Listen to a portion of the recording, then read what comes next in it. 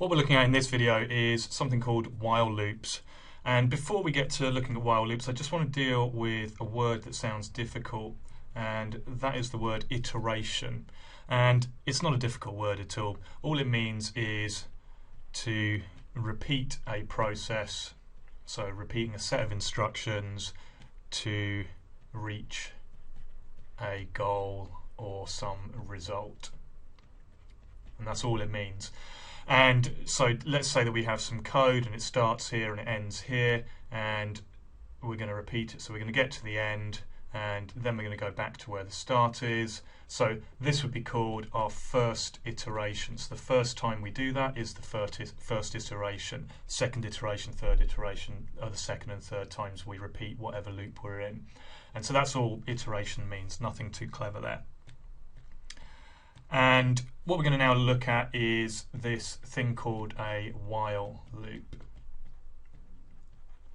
And syntax for this, so the way that we create these things, is we say in C-style languages, so JavaScript, Java, that kind of language, we say while, open a bracket and close a bracket, and something is going to go into here, and into there goes an expression which will evaluate to be true or false. So like the if statements, we put an expression in, we do the same with a while statement. And then just like an if, we have an opening brace which opens this statement, this block of code, and then we put in code to repeat here. So whatever lines of code we want to repeat, we put in there, and then we close it with a closing curly brace. So really simple syntax there. And just let's have a look at an example, because it's a bit confusing if we just look at the syntax.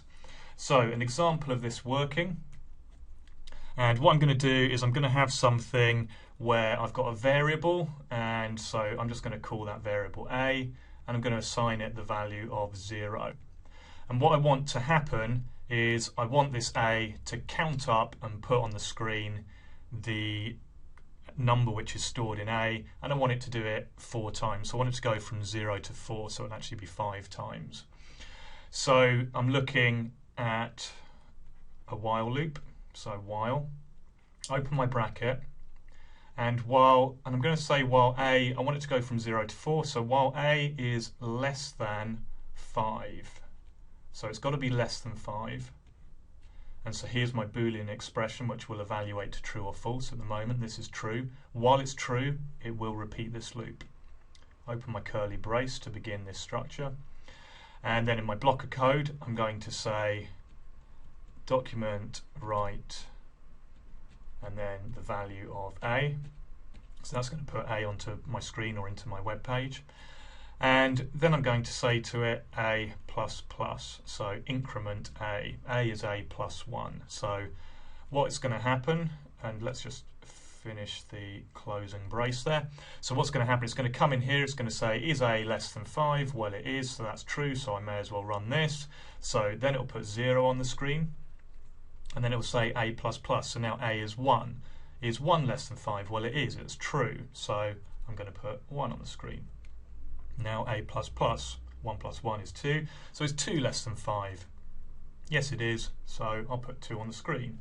Add 1, is 3 less than 5? Put 3 on the screen.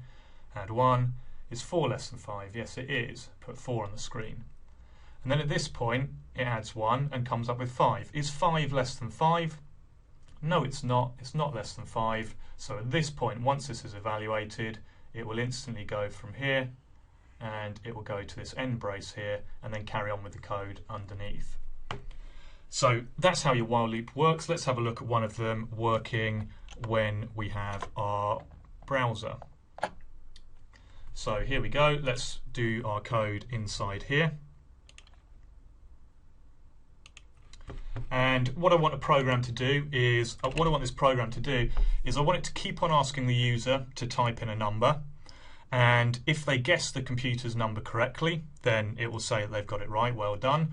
If their number which they guess is lower than the computer's number, it will say that the computer's number is higher, or it will say their guess is too low. And if they guess a number which is too high, then it will say the number you guessed was too high. So pretty simple game really.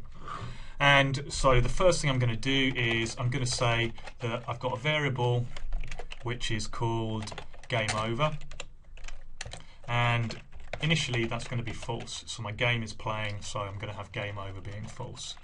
And I'm going to have a variable which I'm going to call magic number, and that will take a value, could be anything, but I'm going to put 63 in. You could obviously change that number.